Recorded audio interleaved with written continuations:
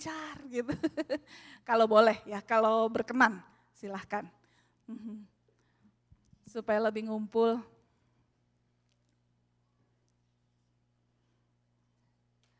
Hari ini saya yang diberi kesempatan untuk share di tempat ini.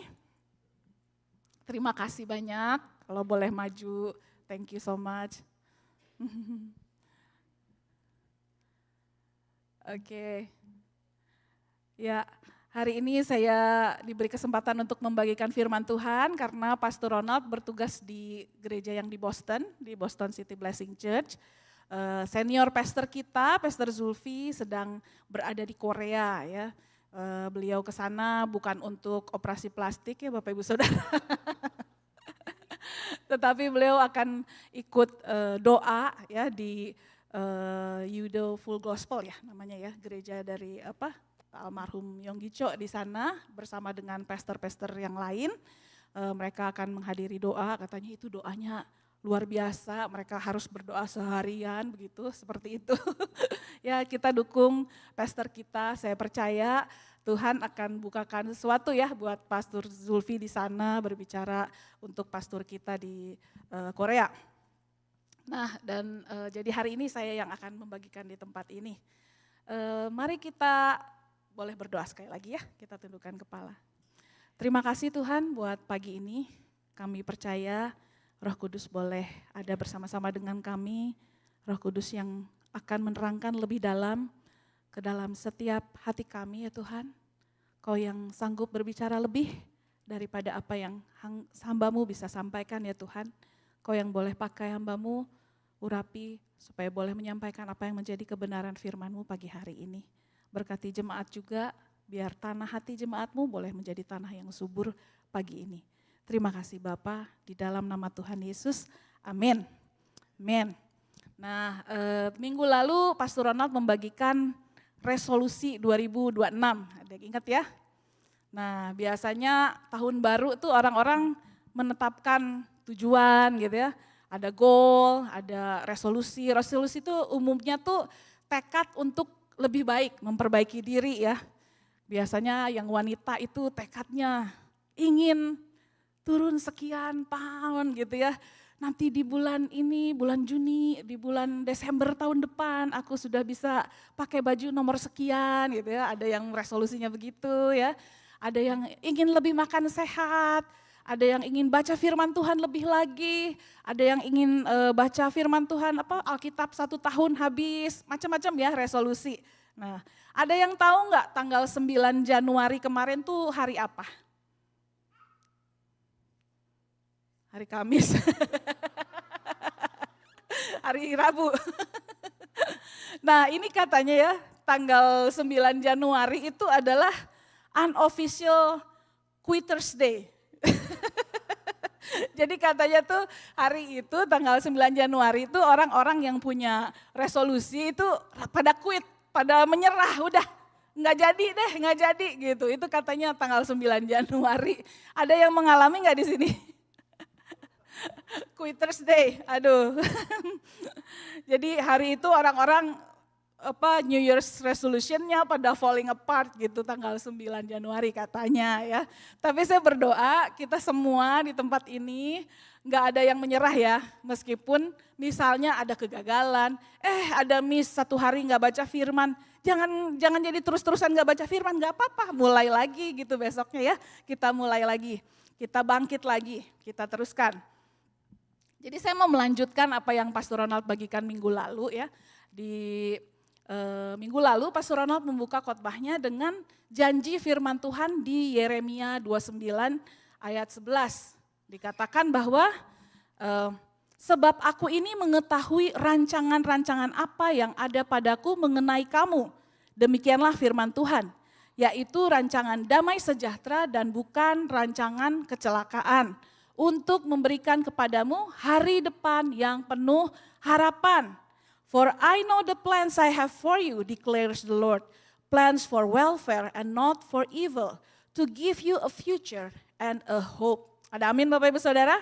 Ya, Yeremia 29 ini adalah surat Nabi Yeremia kepada orang Yehuda yang dibuang ke Babel. Jadi kalau kita lihat sejarahnya, ini kan janji indah banget ya. Kita sering kutip gitu ya, kita sering klaim bahwa ini adalah janji Tuhan, rancangan Tuhan tuh damai sejahtera, bukan rancangan kecelakaan. Kita klaim ini janji yang sungguh luar biasa, janji yang indah yang Tuhan berikan untuk kita. Tapi kalau kita lihat konteksnya, janji ini diberikan kepada bangsa Israel pada waktu mereka berada di Babel, waktu mereka dibuang gitu ya. Nah, jadi ini diberikan pada saat mereka mengalami kondisi yang tidak ideal ya, yang sulit, yang penuh ketidakpastian. Nah, lalu Pastor Ronald melanjutkan ya, kita lanjutkan di Yeremia sini dikatakan bahwa Tuhan memanggil bangsa Israel untuk bisa stay, bisa build dan plan gitu ya. Dalam ayat firman Tuhan ini dikatakan, tinggallah dan bangun hidup di Babel. Dirikanlah rumah dan diamilah, buatlah kebun dan makanlah hasilnya. Artinya pembuangan tuh waktunya nggak singkat gitu ya, lama gitu. Jadi umat di encourage untuk tinggal, untuk bisa melanjutkan hidup gitu di tempat pembuangan ya. Lalu di ayat ke-6 dikatakan beranak cuculah ya, Tuhan akan memelihara masa depan umatnya bahkan di tanah asing. Lalu malah di ayat yang ke-7 disuruh usahakanlah kesejahteraan kota ke tempat di mana kamu buang gitu ya. Padahal kalau secara politis ya, Babel itu musuhnya dong ya. Mereka ditekan, mereka diasingkan di sana. Kok harus mengusahakan kesejahteraan di mana mereka ada di saat itu ya. Nah ini yang Tuhan perintahkan kepada bangsa itu. Nah tapi hari ini saya akan fokus di bagian stay. Ya, ada perintah Tuhan untuk tetap tinggal, untuk stay, untuk tinggal menetap, untuk dwell. Jadi khotbah saya hari ini judulnya adalah When God Calls Us to Dwell. Ketika Tuhan memanggil kita untuk dwell. Dwell itu artinya tinggal gitu ya. Dwell artinya tinggal menetap. Nah kenapa saya pilih katanya dwell, enggak saya pilih stay. Karena dalam bahasa Inggris lama, terjemahan bahasa Inggris lama, KJV yang paling dekat dengan bahasa asli dari Alkitab, dikatakan build ye houses and dwell in them, and plant gardens and eat the fruit of them. Jadi dwell itu implies to more settled, long term or even permanent situation ya. Sementara stay lebih kayak short visit ya. Nggak pernah kita bilang saya tinggal, I dwell in the hotel for 2 days. Nggak ya, kita bilangnya I stay in the hotel for 2 days gitu ya. Kalau bahasa Indonesianya nginep ya, kalau stay itu lebih kayak nginep, lebih sementara. Tapi kalau dwell itu lebih menetap dalam jangka panjang, permanen. Nah jadi perintah Tuhan untuk tinggal, dwell in the exile, dwell di tempat pembuangan. Dalam versi NIV dikatakan build houses and settle down. Plant gardens and eat what they produce. Kita sering katakan settle down ya, kita mau settle dulu. Nah settle itu lebih ke mengarah ke hidup yang stabil, udah lebih tenang, establish something gitu ya. Misalnya orang getting married suka dibilang udah settle down dia gitu ya, udah menetapkan masa depan dengan pasangannya, starting a family, itu seringkali disebut settle down ya gitu. Nah kalau kita lihat dari semua versi di ayat firman Tuhan di ayat ini, semuanya itu merupakan perintah Tuhan untuk umatnya untuk tinggal, untuk hidup menetap, untuk hidup normal, untuk melanjutkan hidup gitu ya. Menjalani kehidupan sepenuhnya sekalipun dalam pembuangan. Nah, mari kita lihat apa itu hidup dalam pembuangan. Pastor, kalau itu kan mereka dulu dari Yehuda dibuang ke Babel. Mereka pergi ke negeri asing. Nah kalau kita, gimana konteksnya dalam kehidupan kita? Apa sih masa pembuangan atau tempat pembuangan atau tempat pengasingan buat kita saat ini tuh apa gitu ya. Supaya kita bisa mengkoneksikan apa yang perintah Tuhan kepada kita saat ini. Nah saya mungkin bantu beri contoh ya. Apa sih masa-masa pembuangan atau masa-masa pengasingan yang kita alami, exile yang kita alami dalam kehidupan kita sekarang gitu ya. Nah yang pertama itu hidup di tempat yang bukan pilihan kita. Nah kondisi hidup tidak sesuai rencana. Misalnya pekerjaan, situasi keluarga, keadaan ekonomi, atau musim kehidupan yang berat gitu ya. Nah beberapa orang pernah share gitu ya pengalaman awal-awal bekerja di Amerika. Itu mungkin saat-saat Bapak Ibu Saudara berada di pembuangan tuh waktu itu ya. Memulai dengan pekerjaan apa saja yang ada di sini. Ada beberapa yang sambil menggulung kabel jadi mikir, aduh enakan di Indonesia kali gitu ya. Ngapain saya di sini harus kerja otot, aduh harus bekerja keras sampai peras keringat segala macam, berdiri sampai 10 jam gitu sehari, wow. Nah ini adalah salah satu contoh hidup di tempat yang bukan pilihan kita gitu, kondisi yang beda sama yang kita rencanakan ya. Itu salah satu contoh kita berada di exile gitu, berada di pembuangan. Contoh lainnya, jadi istilahnya satu keadaan yang tidak nyaman gitu ya, yang kita hadapi dalam kehidupan. Itu contoh untuk saat ini. Yang kedua, ketika kita menjalani proses yang panjang. Ada proses yang nggak bisa instan gitu, mau nggak mau harus kita jalaninnya tuh panjang, a long process gitu ya. Itu salah satu contoh kita berada di exile gitu. Nggak ada solusi yang cepat, mau nggak mau kita harus ikutin prosesnya, harus dengan tekun. Misalnya penantian kesehatan, menunggu kesembuhan dari penyakit kronis, kita mesti berulang-ulang datang ke tempat ke dokter, ada appointment, penggantian obat, kita ikutin prosesnya untuk mencapai satu kesembuhan misalnya itu ya. Lalu ada keterbatasan di dalam hidup yang harus kita jalani, misalnya kita jadinya harus nabung, harus benar-benar hemat gitu ya, supaya bisa menjalani kehidupan. Ini salah satu contoh kita berada di exile, menjalani proses yang panjang. Atau hidup di negeri dan lingkungan yang baru, itu juga merupakan salah satu contoh gitu ya. Ketika kita semua mungkin hampir semua di sini merasakan ya, waktu kita baru pindah ke tempat ini gitu ya, menjadi imigran di sini, harus menyesuaikan diri dengan budaya di sini, menyesuaikan diri dengan sistem di sini, itu juga merupakan salah satu contoh keadaan kita berada di tempat pembuangan gitu ya.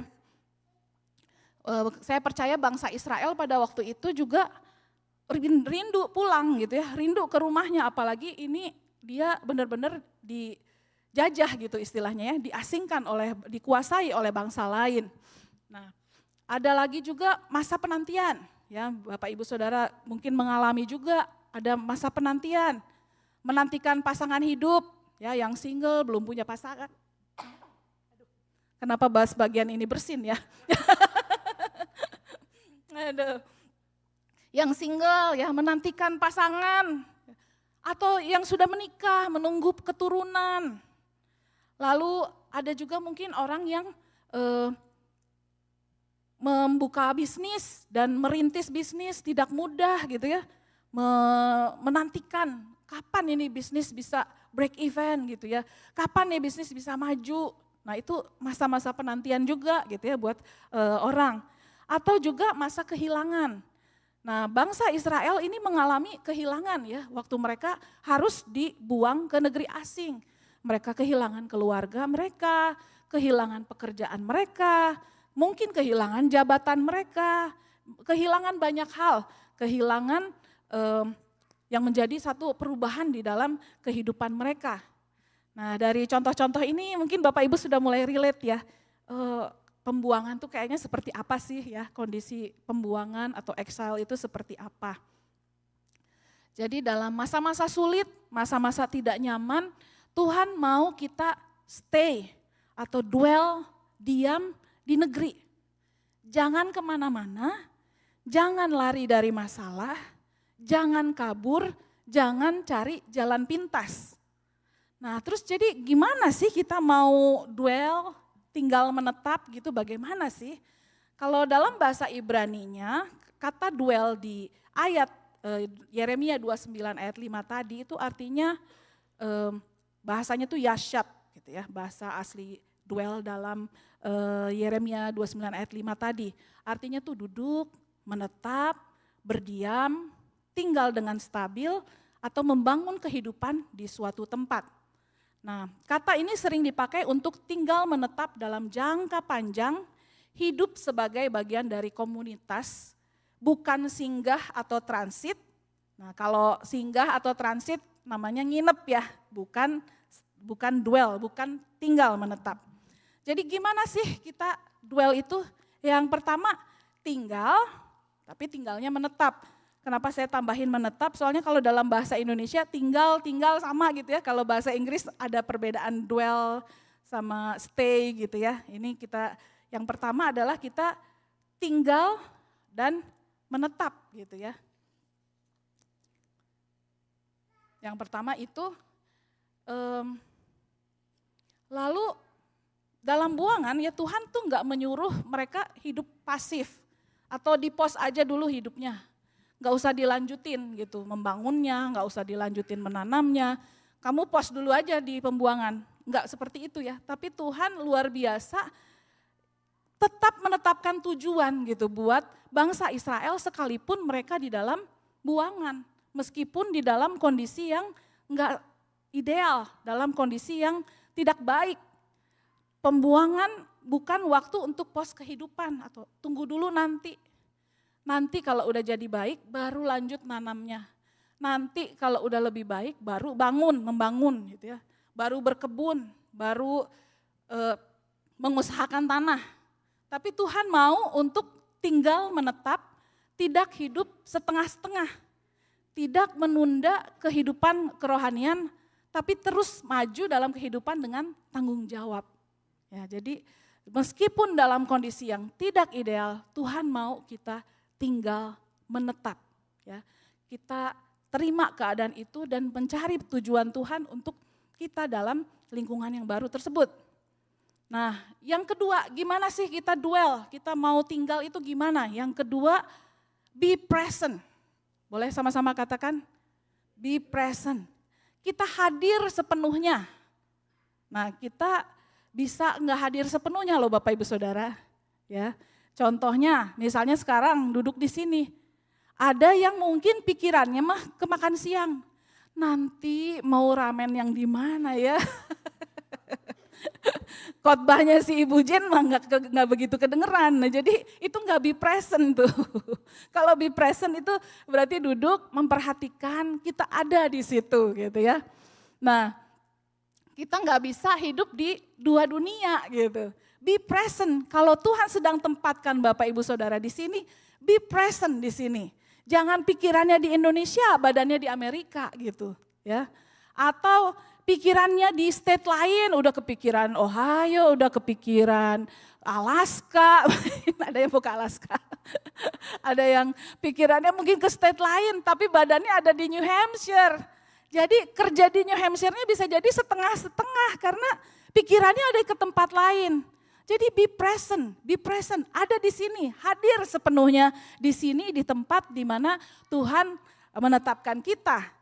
Jadi ternyata tinggal menetap itu bukan saja berbicara soal fisik ya, keadaan tubuh kita ada di mana, tapi state of mind-nya juga gitu. Kita ada di mana nih gitu ya. Be present, fully present ya. Tuhan itu enggak memanggil kehidupan bangsa Israel di Babel untuk nostalgia Yerusalem. Jadi nanti di pembuangan, aduh enakan di Yerusalem, aduh gitu ya. Mengingat-ingat gitu, mereview terus Yerusalem. Jadinya enggak benar-benar hadir di Babel waktu itu ya. Nah, kita perlu hadir di dalam setiap musim yang Tuhan tetapkan untuk kita. Ya, be present. Gitu. Seperti Bapak Ibu Saudara sekarang udah terbiasa dengan winter kan ya. Kita suka males, nggak pengen ada winter gitu ya. Benar? Tapi akhirnya sekarang kita bisa embrace winter. Kita bisa melihat keindahan salju. Kalau dingin, ya pakai long john lah, pakai double yang banyak bajunya. Double, empat lapis mungkin. Supaya bisa menikmati dingin gitu ya. Kita embrace all the season that God has given us. Kita hadir di situ. Nah, saya ingat banget ya waktu baru pertama kali datang ke sini, ke Amerika. Pastor Z itu menasehati kami berdua gitu ya. Mungkin Pastor Z juga merasakan gitu ya kalau kami belum sungguh-sungguh be present gitu ya di sini. Belum benar-benar fully di sini. Pastor bilang begini, jangan sampai kamu masih punya koper di rumah yang belum dibuka, koper dari Indonesia. Jadi seolah-olah kayak siap-siap nanti kalau ada apa-apa aku pergi aja dari sini. Pastor Z sampaikan buka kopernya semua, unload semua gitu ya. Artinya be present di sini, hadir di sini. Waktu itu saya nerimanya rada gimana gitu ya. Aduh gimana ya ini. Tapi benar sih jujur waktu itu pikirannya masih ada sebagian ke Bandung gitu ya. Ingat di Bandung. Begitu dapat nasihat itu ya luar biasa ya Bapak Ibu Saudara, kita perlu dengerin pemimpin kita ya waktu mereka menasehati kita dengarkan. Ya waktu itu puji Tuhan saya dan Pastor Ronald mendengarkan. Dan beneran kita buka semua kopernya ya, kita artinya maksudnya kita mau benar-benar fully present di Rochester, ada di sini gitu, membangun di sini, benar-benar berkarya di sini. Jadi beneran dibongkar kopernya. Bahkan sekarang koper itu semua udah nggak ada yang kami datang pertama kali. Ya, jadi kita nggak bisa hidup di dua dunia gitu ya. Kita nggak bisa hidup dua tuan. Mungkin sekarang pergumulan untuk di Amerika atau di Indonesia udah bukan pergumulan lagi buat Bapak Ibu Saudara ya. Sebagian besar udah menetapkan yes kami ditempatkan di sini gitu ya. Tapi bisa jadi mendua hati itu dengan fokus sama Tuhan, tapi fokus sama yang lain juga gitu ya. Itu bisa juga jadi membuat kita nggak bisa fully present.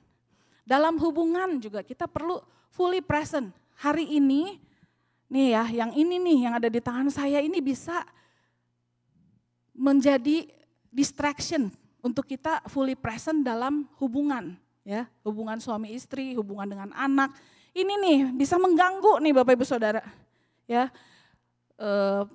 satu kali gitu ya, beberapa kali sih ya. Saya lagi serius banget ya, lagi serius di handphone gitu. Kadang pekerjaan juga ada di handphone gitu ya, lagi serius. Pastor nanya gitu ya, dia panggil saya Nong gitu ya. Nong ini dia ngomong gitu ya. Saya diem aja, kata dia. Oh apa? Udah telat kata dia, udah lewat. Nah tuh saya gak fully present tuh, dia lagi mau ngomong. Sayanya malah begini, padahal udah dipanggil-panggil gitu ya. Kalau dipanggil, datang, lihat ya Bapak Ibu Saudara ya. Jadi kalau anak datang mau ngobrol sama kita, jangan sibuk sama ini, taruh dulu. Fully present dengan anak. Kita ngobrol sama anak kita ya. Atau dengan suami istri juga begitu. Ketika mau ngobrol dari hati ke hati, jangan sambil lihat-lihat handphone gitu ya. Be present, fully present. Nah itu salah satu cara kita untuk dwell, tinggal. Nah, tinggal juga mengajarkan kita bahwa kepercayaan akan kedaulatan Tuhan. Nah, kalau Bapak Ibu Saudara buka Yeremia 29 ayat 7, dikatakan usahakanlah kesejahteraan kota kemana kamu aku buang. Dalam bahasa Inggrisnya, seek the peace and prosperity of the city to which I have carried you into exile. Jadi siapa yang buang? Aku ya, Tuhan. Jadi ketika kita stay di tempat Tuhan membuang kita, artinya kita sedang mengakui kedaulatan Tuhan. Kita percaya akan kedaulatan Tuhan. Kita percaya bahwa ketika Tuhan yang menaruh, ia juga yang akan bersama-sama dengan kita, ia akan beserta dengan kita. Ada amin Bapak Ibu Saudara? Ya, jadi percaya akan kedaulatan Tuhan. Artinya kita percaya mau menetap di mana tempat Tuhan tetapkan. Tuhan tahu kita ada di mana. Tuhan tidak kehilangan kendali. Tuhan tetap menyertai kita sekalipun di masa pembuangan. Nah, yang berikut tinggal adalah fondasi untuk bertumbuh. Ya, jadi itu kalau nggak tinggal, kita nggak bisa membangun rumah, kan? Kalau nggak tinggal, nggak bisa berkebun. Kalau nggak tinggal, nggak bisa menikmati buah dari kebunnya juga. Ya. Jadi perlu tinggal, perlu dwell. Dalam sofa kelas yang beberapa minggu lalu kepada anak-anak saya share tentang untuk tinggal di local church, tertanam di local church. Kalau pindah-pindah akan sulit untuk kerohanian kita bertumbuh. Jadi seperti tanaman, kalau tanaman kita tanam di pot hari ini, besok kita pindahkan ke tanah, ya kan, bisa mati ya. Nah, atau di tanahnya ternyata akarnya cukup kuat, di tanah bisa tumbuh. Besok kita gali lagi. Saya mau tanamnya di rumah Okta aja deh hari ini. Pindahin ke rumahnya Okta, tanahnya Okta. Percaya, pasti tanaman itu akan mati lama-lama dipindah-pindah terus. Jadi saya tekankan bahwa kita perlu tertanam di satu gereja lokal supaya kerohanian kita juga boleh terpelihara gitu ya. Jadi memang tinggal itu adalah fondasi untuk kita bisa bertumbuh. Nah, kita nggak bisa bertumbuh di tempat yang terus kita tolak. Nah, kita nggak akan bisa bekerja maksimal kalau kita ngomel terus tentang tempat kerja kita. Bisa kerasa nggak Bapak Ibu Saudara? Kalau kita ngomel aja gitu tentang tempat kerja kita. Aduh tempat kerja saya mah gini, aduh kurangnya ini, aduh begini, aduh begitu, aduh begini. Percaya, pekerjaan kita juga nggak akan maksimal gitu ya. Jadi kita perlu tinggal dan menerima gitu ya. Jadi ini cara-cara kita untuk tinggal gitu ya. Tinggal menetap, be present, dan tinggal juga menyatakan kita bahwa kita mengakui kedaulatan Tuhan dan tinggal adalah fondasi untuk kita bisa bertumbuh. Nah untuk mengetahui situasi, waktu, masa kita menetap itu penting ya. Apa tempat di mana atau masa season yang Tuhan berikan bagi kita itu penting. Tapi ada satu hal yang tidak kalah penting, yaitu kita tinggal dengan siapa. Kita tinggal di dalam siapa, itu juga penting loh. Kalau tadi kita bicara soal tempat, soal masa, soal season dalam kehidupan, tapi bersama siapa kita tinggal, di dalam siapa kita tinggal, itu juga penting, itu esensi ya Bapak Ibu Saudara. Nah mari kita buka Yohanes 15 ayat 1 sampai yang kelima. Saya boleh minta Mario tolong bacakan.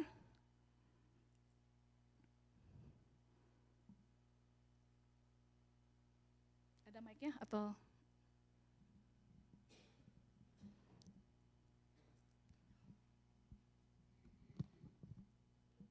Yohanes 15 ayat 1 sampai yang kelima.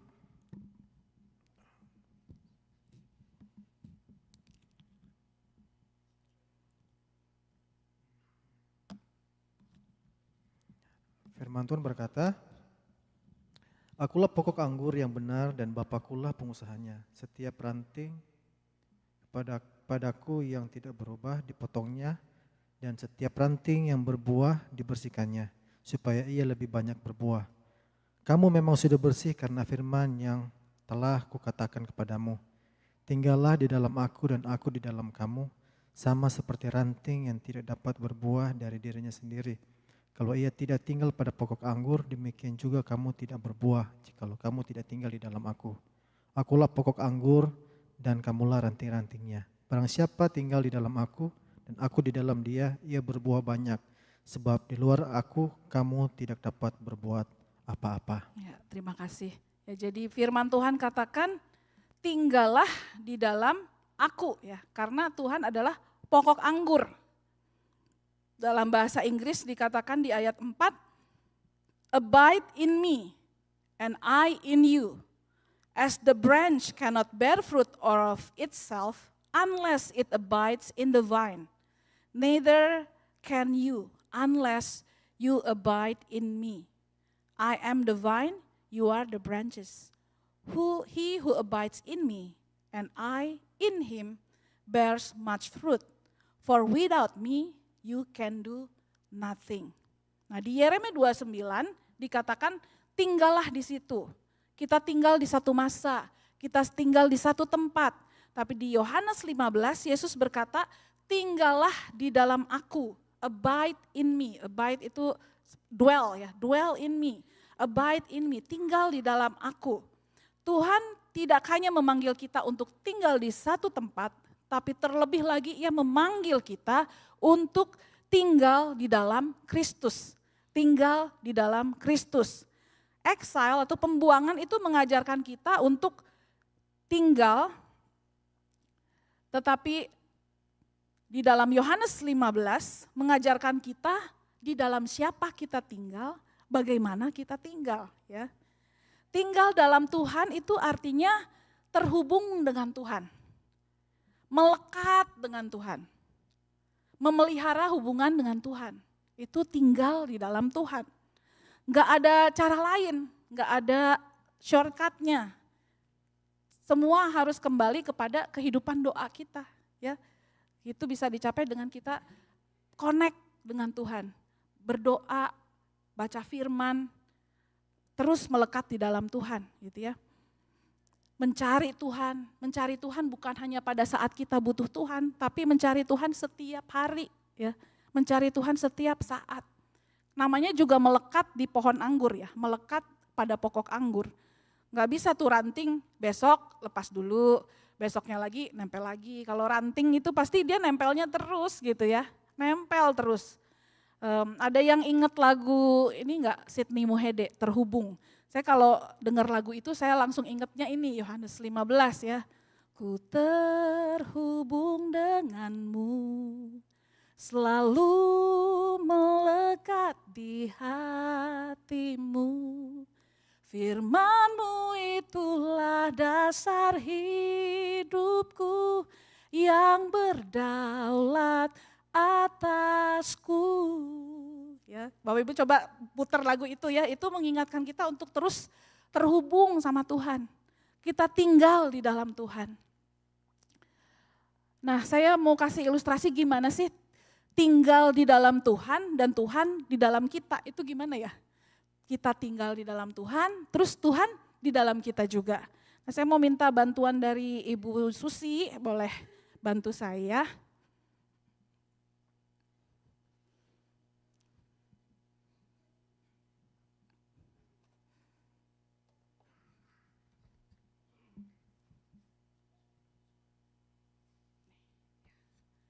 Terima kasih, boleh tolong dibukain. Nah, jadi ini supaya kita bisa ingat ya, gimana sih kok kita disuruh tinggal di dalam Tuhan, abide in me and abide in me and I in you, ya. Tinggal di dalamku dan aku tinggal di dalammu. Nah, ini contoh aja ya supaya bisa ingat terus gitu. Ini ada spons ya. Spons melambangkan kita, ya. Ini kita. Ada spons, ini melambangkan kita. Nah, air yang ada di dalam kontainer ini adalah Tuhan. Jadi kita disuruh tinggal di dalam Tuhan dan Tuhan di dalam kita. Jadi saya masukkan ya ke dalam sini. Oke, kalau busa atau spons masuk ke dalam air apa yang terjadi? Nyerep ya, jadi nyerep. Jadi airnya ada di mana? Ada dalam spons ya, jadi ketika kita tinggal di dalam Tuhan, Tuhan di dalam kita, berarti masuk nih Tuhan ke dalam kita. Ya. Ada firman Tuhan, ada Roh Kudus di dalam kita, ada nilai-nilai dari firman Tuhan, ada di dalam kita. Nah, kalau pas ditekan, kalau kita peres, apa yang keluar dari kita?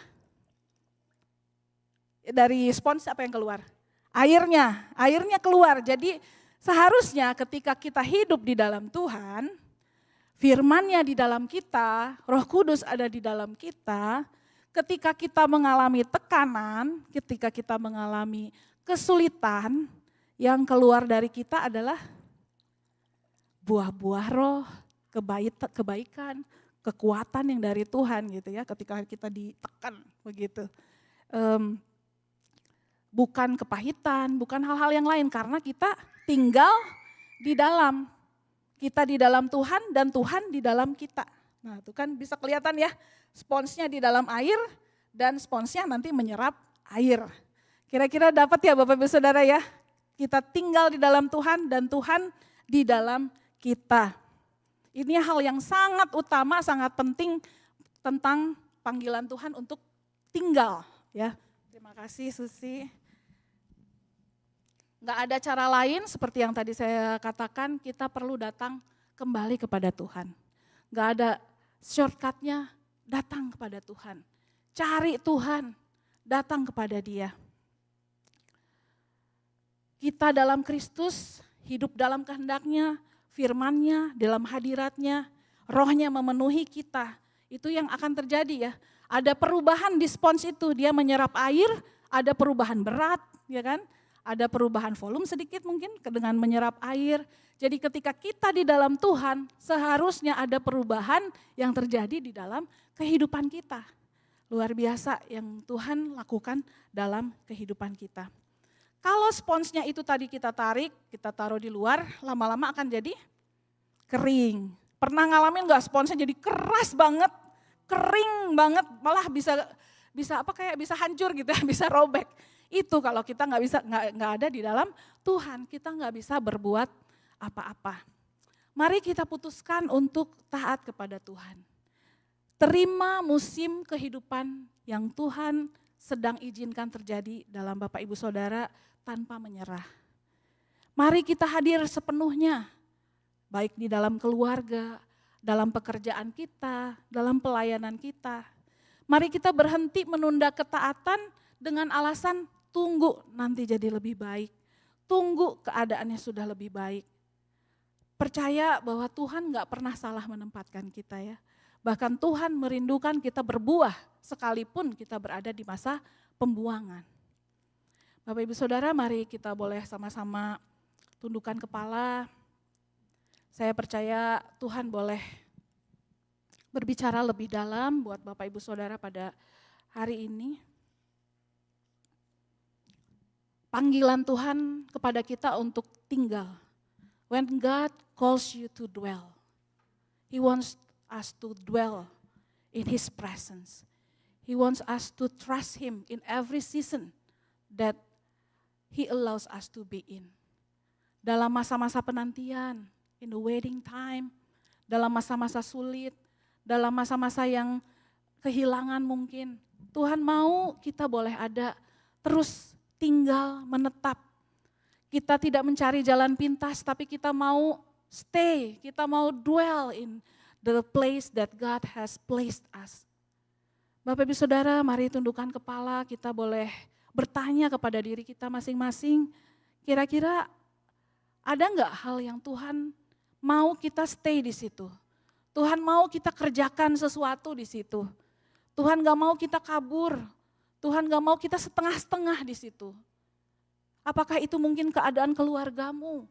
Apakah itu mungkin pekerjaanmu? Atau mungkin hubunganmu dengan Tuhan? Tuhan mau kita sepenuh hati, sepenuhnya. Boleh ada di situ.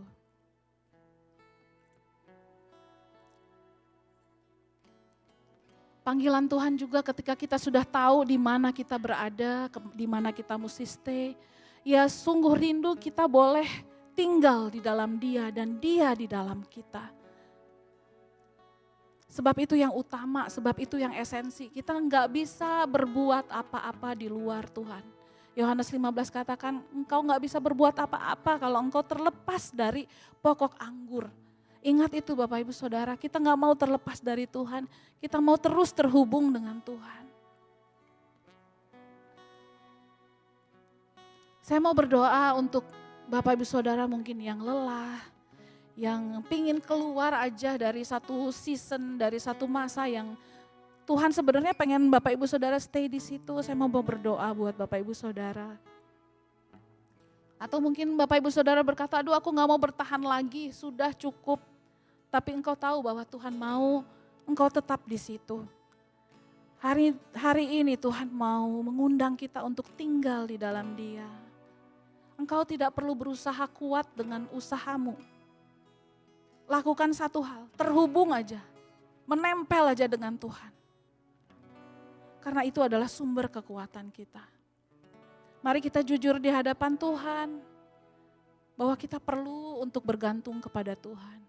Kita perlu Tuhan setiap saat. Tuhan, seringkali kami menunggu saat yang ideal, waktu yang tepat, untuk kami taat, untuk kami nurut pada Engkau Tuhan. Tapi hari ini kami memilih untuk tinggal dan hadir sepenuhnya di tempat Engkau menaruh kami ya Tuhan.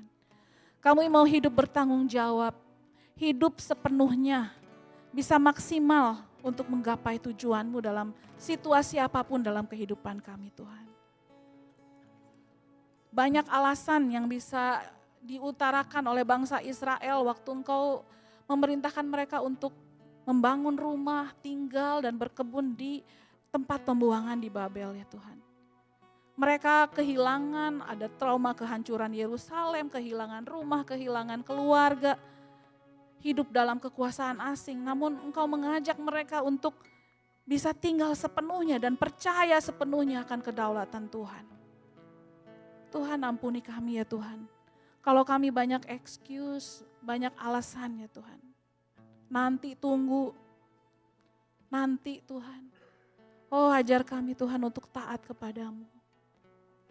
Yes Lord. Hari ini Tuhan kami mau berkata, Tuhan kami mau memilih tinggal di tempat di mana Engkau menaruh kami ya Tuhan. Kami tahu bahwa Engkau yang akan menopang kami Tuhan. Hari ini kami berhenti berlari, kami berhenti melawan, kami mau berhenti melawan musim yang Tuhan izinkan dalam kehidupan kami Tuhan. Tapi kami mau memilih untuk menerima dan tinggal di tempat Engkau menaruh kami ya Tuhan. Dan yang terutama kami mau tinggal di dalam Engkau. Engkaulah pokok anggur yang benar. Kami akui di luar Engkau kami tidak bisa melakukan apa-apa ya Tuhan. Ajar kami untuk terus melekat dan percaya kepada Engkau ya Tuhan. Terima kasih Tuhan. Terima kasih Bapa. Terima kasih ya Tuhan. Di dalam nama Tuhan Yesus. Haleluya. Amin. Amin.